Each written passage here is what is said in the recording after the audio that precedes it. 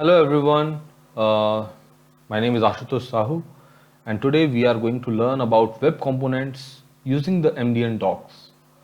So here like in the left side we can see they have given a um, mind map like what all things that we are going to learn. So they have written as concepts and usage, tutorials, references, examples, specification, browser compatibility, and there is a C also section. Apart from that also there are like other things like guides and interfaces, properties, what all properties are there, and methods. So these are some of the things that we are going to cover in web components uh, in this MDN document. So let me quickly just show you what exactly it is. So it is saying that web components is a suite of different technologies. It is not one technology. It is a suite of different technologies that is allowing you to create reusable custom elements. So it is allowing us to create reusable. Like if you have created one custom element, you can reuse it again and again wherever you need with their functionality encapsulated away from the rest of the code. So it is saying that the functionality is there, but it is encapsulated, means it is not shown to the entire code base, and you can utilize them in your web apps. So how we are going to use this suite of different technologies that is allowing us to create reusable custom components. How we are creating the reusable custom components? Uh, by taking away their functionality, like the encapsulated. So functionality is encapsulated away from the rest of the code, means the code is there, but like it is hidden somewhere. Like we will be learning something about the shadow DOM concept, and are we will see how we are utilizing them in our apps. Okay, so then we have like the concepts and usage. Here they are telling that how exactly they are solving the problem. So they are here they are saying that they are having custom elements, uh, which is basically um, um, like used. So why basically we started using the custom elements? Here we are going to learn, and like we are basically going to learn how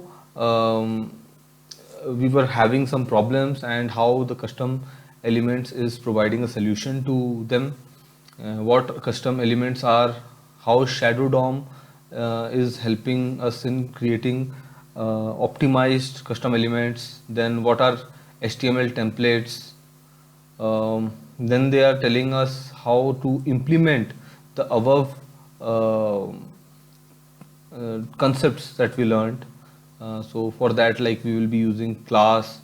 Then we are having something called as a custom element registry dot define. So it must be it is taking some inputs uh, in the parameters. So there are going to be some parameters like the class name and the component name. So like that. Then to use the shadow DOM, we are having attached shadow, and for the HTML templates, we are using the template and the slot. Also, they have provided us with the tutorials about like how we can use the custom elements using the shadow DOM, using the templates and slots. We are going to look each of these concepts in detail. But just stay with me. I'll just this video is focusing on like giving you a full idea about what we are going to learn. So here we will also be learning there is a reference section. In the reference section, they are in detail telling what exactly the custom element registry are, custom elements.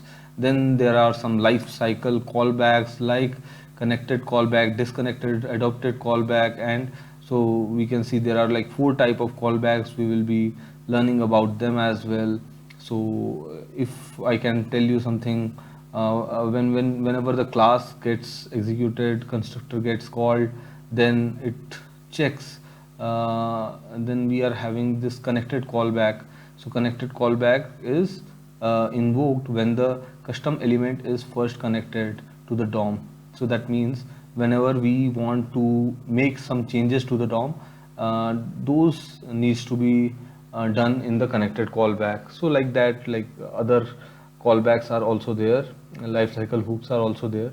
Then we are having the CSS pseudo classes. Pseudo classes are basically used for changing the DOM, and like when shadow DOM gets involved, so during that time, like we are having defined host within brackets, so like that.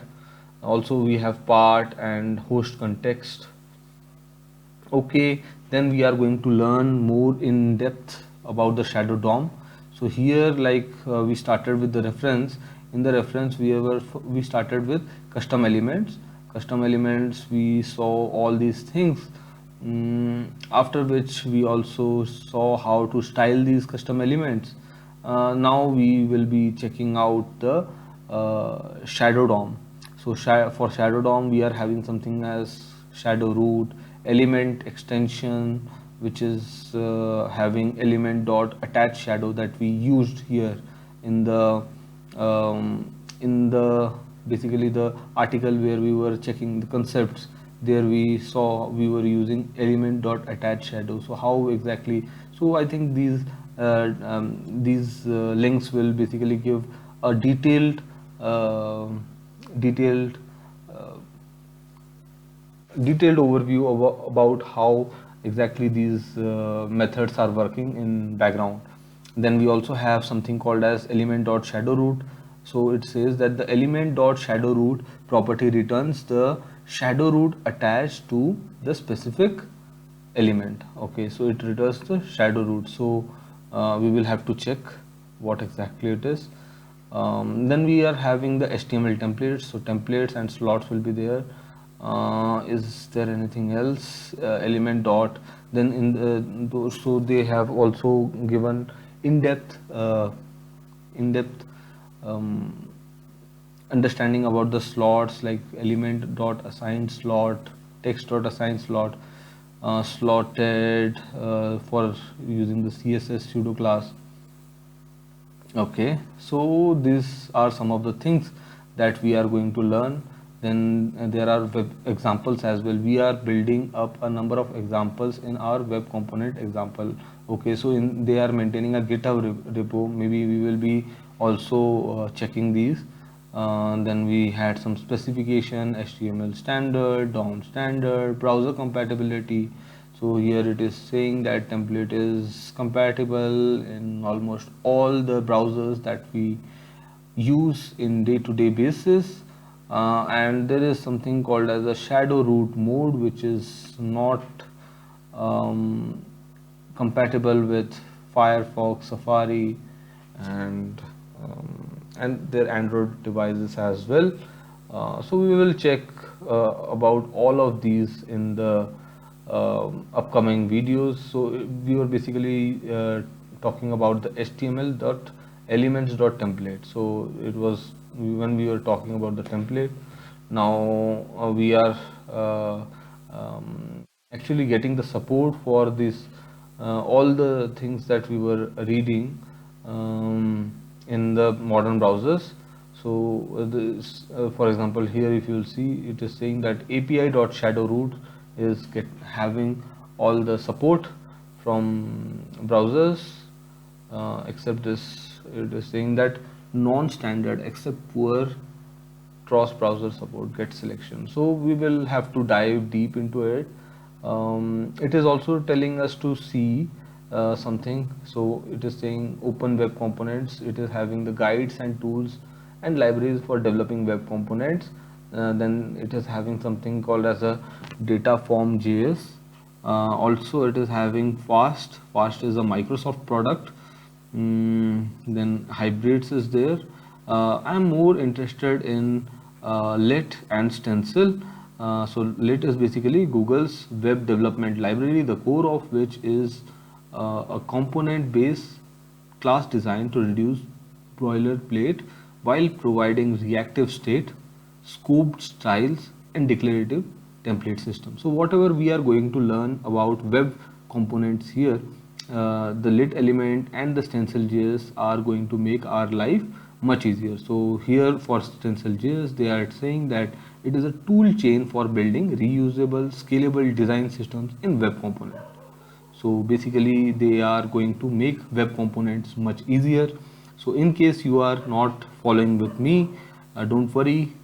um, like it takes time to learn a skill, so let's learn this together. So let's learn web components.